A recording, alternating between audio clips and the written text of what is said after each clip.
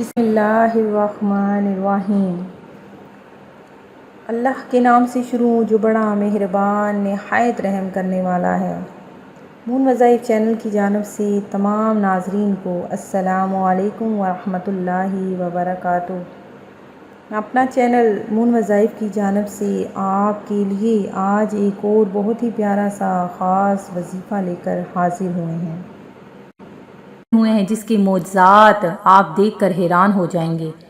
یہ ایک ایسی صورت ہے کہ جس کے پڑھ لینے کے بعد اللہ تبارک و تعالی آپ کو ایسے معجزات عطا فرمائے گا کہ آپ سوچ بھی نہیں سکتے۔ ناظرین، ہماری ویڈیو کو آپ نے آخر تک دیکھنا ہے، اسے اگنور بالکل بھی نہیں کرنا اور سکپ بھی نہیں کرنا۔ ہمارا آخر تک وظیفہ دیکھیے اور اس کی بے شمار برکتیں لوٹیے۔ ہمارا وظیفہ سننے سے قبل میں اپنے تمام ویور سے گزارش کروں گی جنہوں نے ابھی تک ہمارا چینل جوائن نہیں کیا، وہ اسے سبسکرائب کرتے ہوئے ساتھ ہی ساتھ بیل آئیکن کا بٹن بھی پریس کر لیں تاکہ ہر نیا آنے والا وظیفہ سب سے پہلے آپ تک پہنچ جائے۔ ناظرین، سورہ علم نشرہ پڑھنے کی بہت زیادہ فضائل و برکات ہیں۔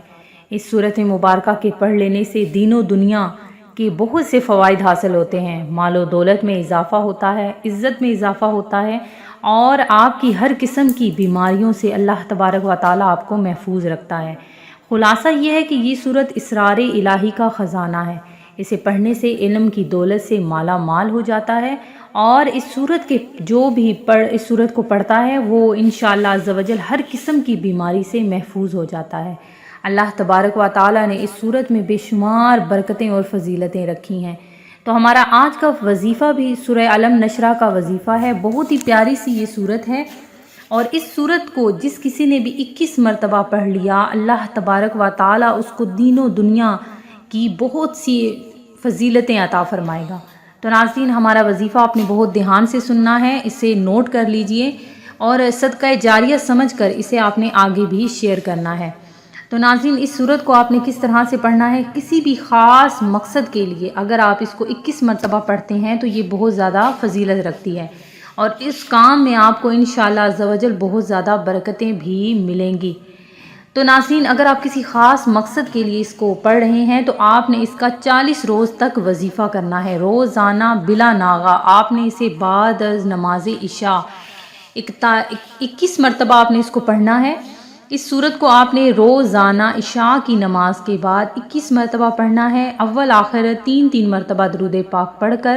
یہ آپ نے عمل 40 روز تک یا جس دن تک آپ کا کام ہو گیا آپ نے اس دن تک اس عمل کو کرنا ہے۔